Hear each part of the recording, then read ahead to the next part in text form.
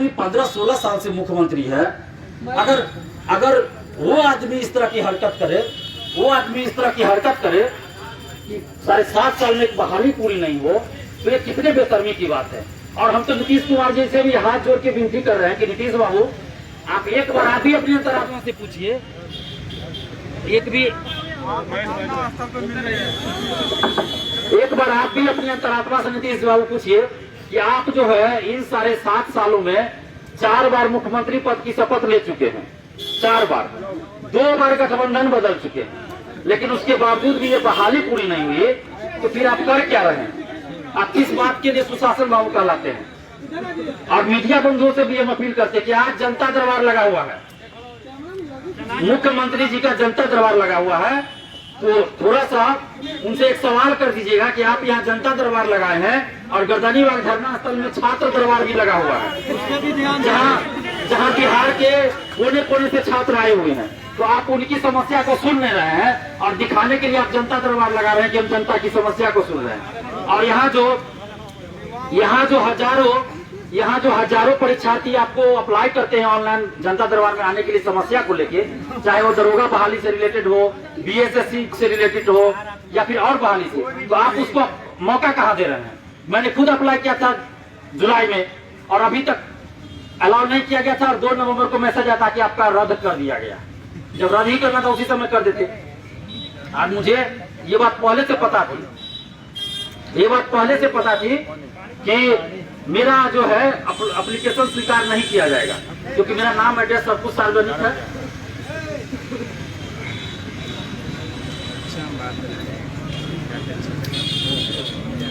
लेकिन हमने सैकड़ों परीक्षार्थियों से, चाहे वो बीएसएससी के हो, दरोगा बहाली को करवाया था अप्लाई, आज तक किसी को मौका नहीं दिया गया। तो ये सिर्फ दिखावा है। और आप तमाम छात्र छात्राओं से हम पहले भी कह चुके हैं और आज एक बार फिर कह रहे हैं कि ये जो हो रहा है बिहार में छात्रों के साथ ये इतना अन्याय और शोषण, इसके लिए अगर सबसे ज्यादा जिम्मेवार कोई है तो मुख्यमंत्री तो है नहीं, लेकिन उसके बाद अगर कोई जिम्मेवार है तो सिर्फ और सिर्फ हम लोग खुद हैं। हम लोग खुद है इसके लिए जिम्मेवार, क्योंकि हम लोग एकजुट नहीं है। आप खुद सोचिए कि 53,000 से ज्यादा परीक्षार्थी है, जब आंदोलन होता है तो कितने लोग आप लोग आते हैं? तो जो लोग घर बैठ के देख रहे हैं तमाशा, जो लोग घर बैठ के तमाशा देख रहे हैं, तो उनको तो अपनी अंतरात्मा से पूछना चाहिए कि आप कब तक इस तरह से तमाशा देखिएगा? कभी ना कभी तो आपको सड़क पर उतर के आंदोलन करना पड़ेगा। और आप अगर आज सड़क पे नहीं उतरिएगा, कल आपको उतरना पड़ेगा, कल नहीं उतरिएगा 6 महीना बाद आपको उतरना पड़ेगा। और अपनी बारी का इंतजार मत कीजिए। मैं बार बार ये चीज बोलता हूं कि अपनी बारी का इंतजार आप लोग मत कीजिए,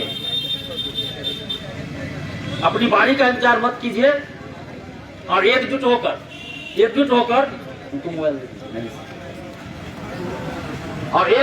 लड़ाई लड़नी पड़ेगी।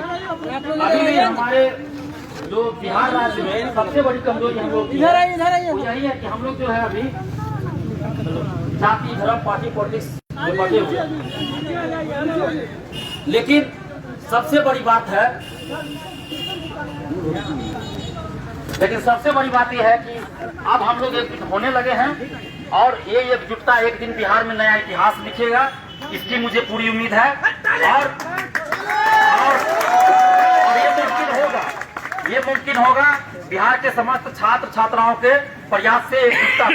और मुझे खुशी भी होती है, तकलीफ भी होती है। तकलीफ इस बात की होती है कि जब इतना प्रयास करते हैं, हम लोग सभी को एकजुट करने का प्रयास कर रहे, फिर भी अभी हम लोग पूरी तरह एकजुट नहीं हो पाए।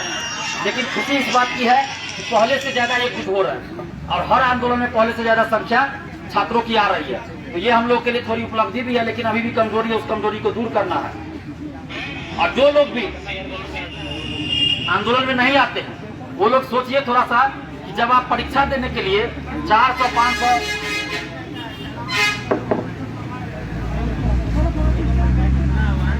थोड़ा सा डिस्टेंस मेंटेन कर लीजिए, थोड़ा सा डिस्टेंस मेंटेन कीजिए, डिस्टेंस मेंटेन कर लीजिए। आप लोग पीछे आ जाइए ना, जो लोग पीछे आइए ना सब लोग, बैनर छोड़ दीजिए, पीछे आ जाइए सब लोग, पीछे आ जाइए, ऐसे अनियंत्रित लगेगा। जो लोग आगे हैं, आगे जो लोग हैं पीछे आ जाइए, सभी स्टूडेंट से आग्रह है कि पीछे आ जाइए, इधर रहिए, कैंपस में रहिए, बैनर के पीछे ही रहिए सभी लोग, ऐसे अनियंत्रित लगेगा। बैनर के ठीक सामने रहिए ना सब लोग, बैनर से इधर आ जाइए, बैनर के पीछे रहिए। जो लोग उधर पेड़ के पास इधर आइए ना प्लीज, कैंपस में रहिए सब। अब जो भी हाथ में लिए हुए हैं इसको ऊपर उठा के रखिए, सभी लोग ऊपर उठा के रखिए, हाँ वैसे ही रखिए। उनको बुलाइए, जो गर्ल्स हैं उनको बुलाइए, आगे कीजिए, उनको भी बुलाइए, उनको बुलाइए, उनको बुला लीजिए, बुलाइए, उनको कोई दिक्कत नहीं होना चाहिए। हाँ उन्हीं के बारे में बोल रहे हैं, उनको बोलिए आने के लिए।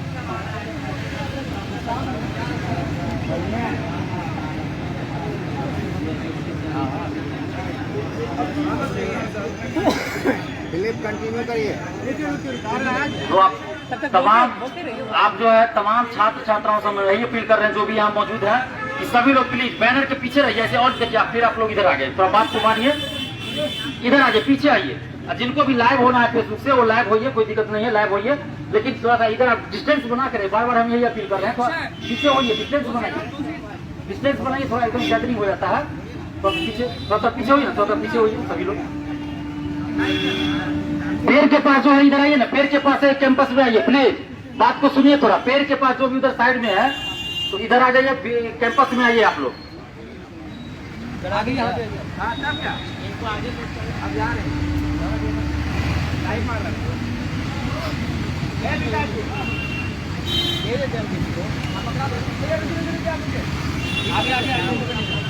ठीक है, आप ठीक है, लाइव कर रहे हैं क्या?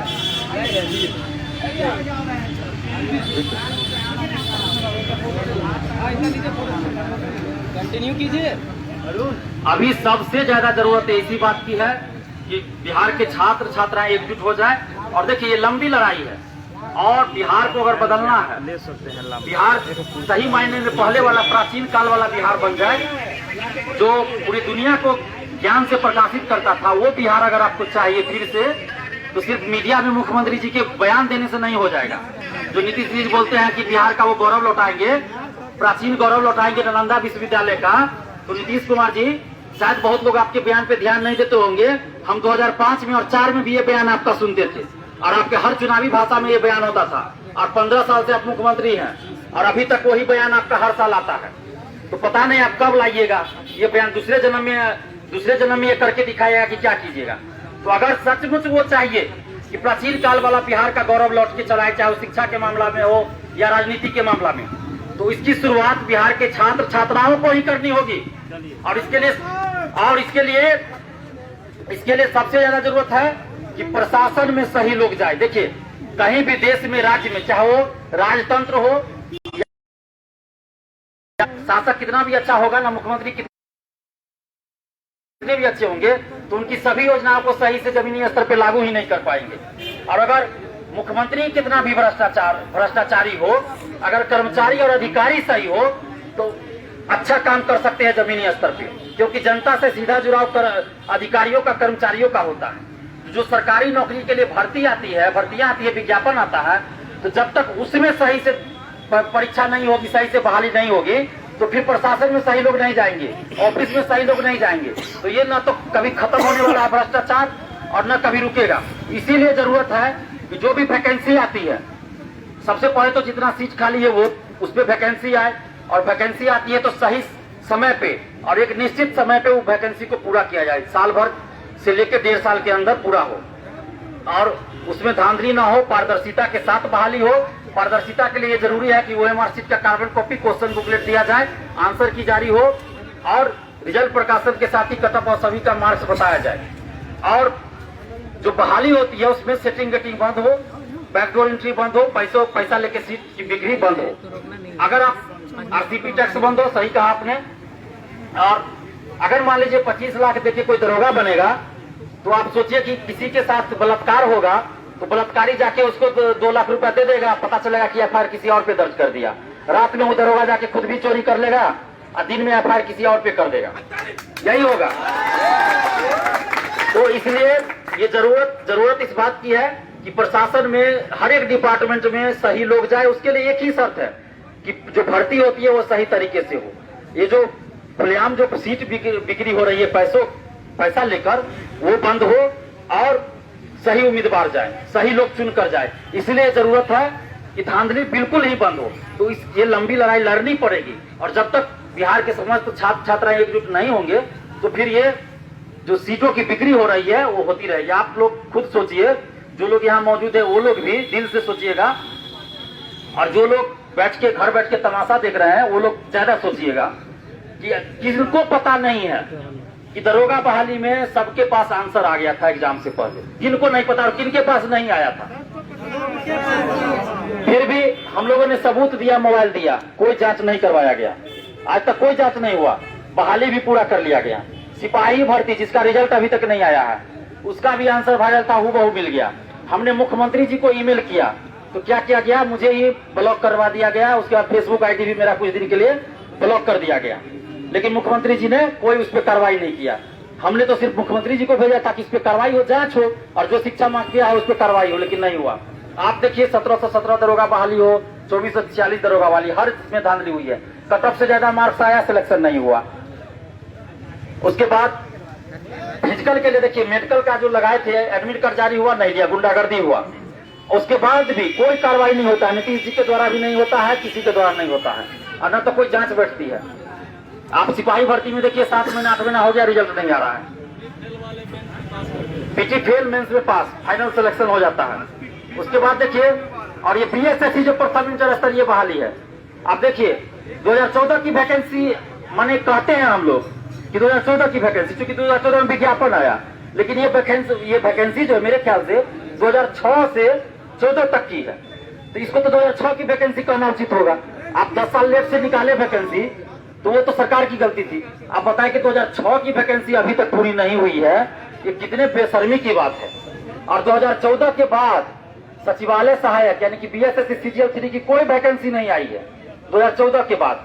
और हमारे जो माननीय पूर्व उप मुख्यमंत्री, फ्यूचर मंत्री कह दीजिए, सुशील मोदी जी हैं, वो कई बार बजट में इस बात का जिक्र कर चुके हैं। और ये जो आप लोग का 13,120 पद पे बहाली है, वो बहाली आप लोग अभी मांग कर रहे हैं पूरा करने का, और ये बहाली 2015 से हर साल पूरा हो रहा है बजट में। और हर साल आप लोगों के लिए बजट भी बनाया जाता है कि आप लोग को वेतन मिलेगा। आप लोग बजट उल्टा के देख लीजिए, और सुशील मोदी जी हर साल उसका जिक्र करते हैं कि 13,120 पदों पर कर्मचारियों की नियुक्ति इस साल हो जाएगी, उनको इतना वेतन दिया जाएगा।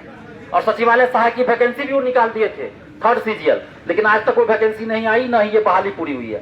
तो अब जो लोग इस बहाली से नहीं भी जुड़े हुए हैं, तो उन लोगों को भी सोचना चाहिए कि जब तक ये बहाली पूरी नहीं होगी, भैया सुन लीजिए कान खोल के, जब तक ये बीएसएससी प्रथम इंटर स्तरीय बहाली पूरी नहीं होगी, बीएसएससी सीजीएल 3 की वैकेंसी नहीं आएगी, द्वितीय इंटर स्तरीय बहाली नहीं आएगी। और जिस दिन भी आएगी, चाहे ये बहाली पूरा होने के बाद भी आ जाए, इस बहाली के पूरा होने के बाद भी आ जाए, तो इस बात की क्या गारंटी है कि वो वैकेंसी, वो बहाली 1.5 साल में पूरी हो जाएगी, 1 साल में पूरी हो जाएगी? कोई गारंटी नहीं है। और जिस तरह से सरकार का ये रवैया रहा है,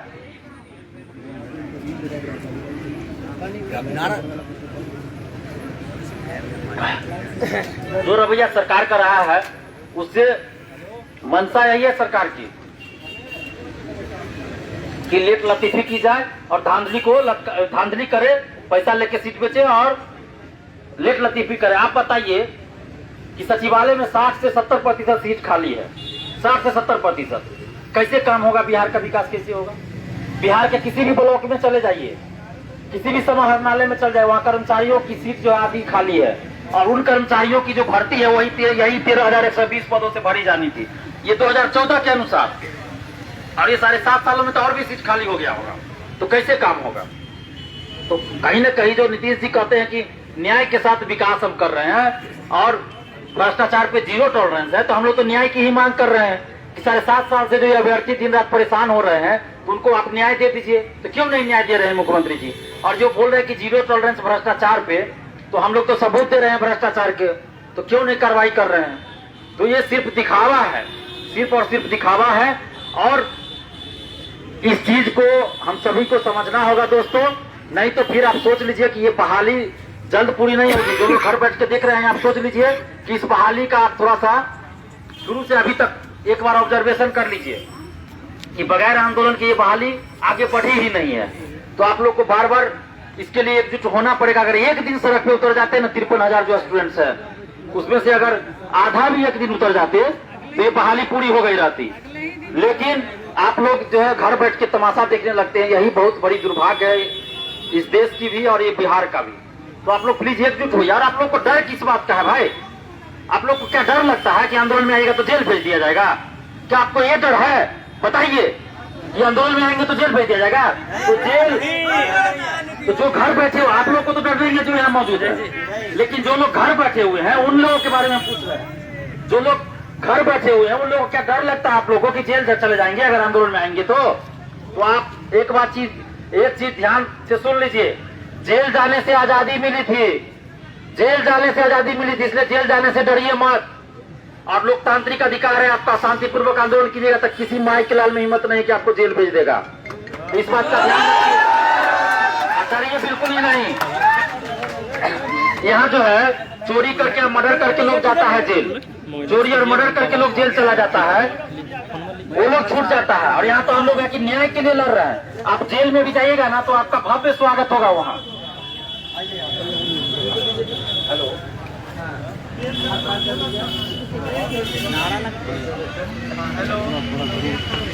देखिए थोड़ा सा बैनर नीचा कीजिए और इनकी स्थिति देखिए। जो लोग घर बैठ के तमाशा है इसको हटा लीजिए तो थोड़ा सा। आप सबसे पहले तो हम आपको धन्यवाद देते हैं, और सच बोले तो मेरा दिल रो रहा है।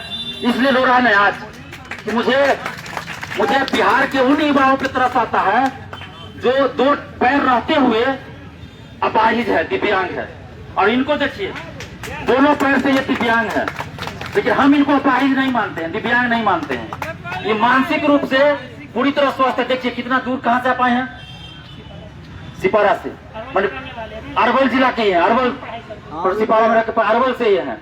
आप सोचिए कि दोनों पैर से ये इस स्थिति में है कि चल नहीं सकते, बैसाखी लेके चलते हैं। और कितने बेशर्मी की बात है कि आप लोग घर बैठ के तमाशा देखते हैं। तो ये भी देख लीजिए, इसको तमाशा ही समझ लीजिए। दिखाइए आप लोग भाई, जो भी लाइव है मीडिया के बंधु, दिखाइए इनको। और इस चीज को आप लोग सोचिए कि कितना आप लोग एकदम अमानवीय व्यवहार कर रहे हैं कि आप घर बैठे हुए हैं दो पैर सही सलामत होते हुए। और यहाँ तो पटना में जो है 2 लाख से ज्यादा स्टूडेंट्स हैं। पटना के ये बिकना पहाड़ी मुसल्लापुर बाजार समिति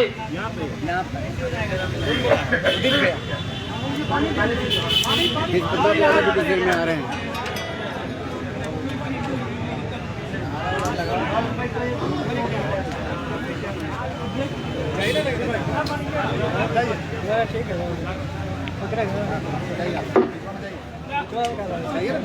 ठीक है, आपको आना चाहिए, किसी को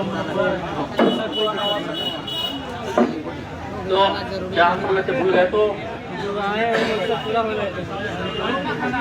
हमको बोलने में अच्छा नहीं लगता है, लेकिन बोलना पड़ता है। क्या करें, आप लोग खुद परिस्थिति ऐसा कर देते। आप थोड़ा सोचिए इनके बारे में, बताइए। और बीएसएससी के सचिव और अध्यक्ष महोदय भी आपसे भी हम कह रहे हैं कि थोड़ा देखिए कि किस परिस्थिति में ये लोग हैं, उसके बावजूद भी ये न्याय के लिए आ रहे हैं। आप लोग को थोड़ा भी मतलब मानवता नाम की चीज भी नहीं रह गई है क्या? ये तो बड़ा अजीब सा लगता है यार। मानवता नाम की भी कोई चीज नहीं है कि थोड़ा मानवीय व्यवहार भी होना चाहिए, वो भी नहीं लोगों को लग रहा है। और